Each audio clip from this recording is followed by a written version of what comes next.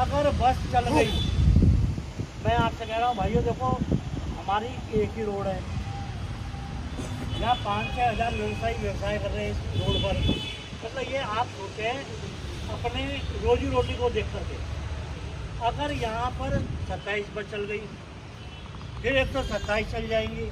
अब अगर आपको लगता है कि ये बसें यहाँ पर आएंगी, इनको रोकना है, आप रोकने की बात कर रहे हैं, मैं कह रहा हूँ वो चक्का हिला के दिखा दें। बहुत बढ़िया, बहुत बढ़िया, बहुत बढ़िया।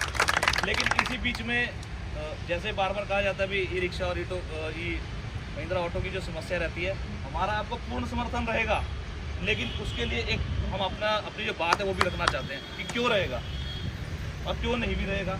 अगर आप लोग जैसे तपोवन में हमारे महिंद्रा ऑटो ई रिक्शा जाते हैं तो उन पर रोक लगा दी जाती है, और ये रोक हमेशा लगाई जाती है विक्रम वालों द्वारा।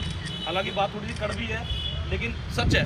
सही कभी भी महिंद्रा ऑटो या ई रिक्शा अगर वहाँ चलता है तो उसको तुरंत रोक के वापस कर दिया जाता है कि तुम यहाँ नहीं चलोगे, उनके लिए कोई रूट नहीं है। जिसकी लड़ाई लंबे समय से हमने भी लड़ी, नेपाली फार्म पे जाने से रोक लगाई, नटराज से आगे जाने पर रोक लगाई, तो उसके लिए हमने नटराज चौक पे धरना दिया तो वो रूट खुले।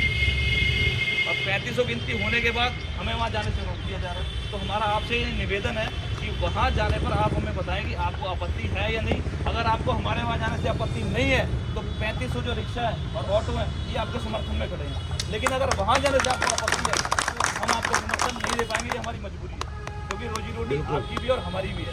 तो सब काम को सोच के करना है, इस पर विचार किया जाए, इस पर मंथन किया जाए, ताकि आगे की रूपरेखा और अच्छे ढंग से बनाई जाए। और अगर वहाँ का रास्ते का आप कहते हैं कि आप लोगों को आपत्ति नहीं है तो महिंद्रा ई ऑटो ई रिक्शा जिनकी गिनती 3500 है, ये आपके साथ तन मन धन से खड़े हैं।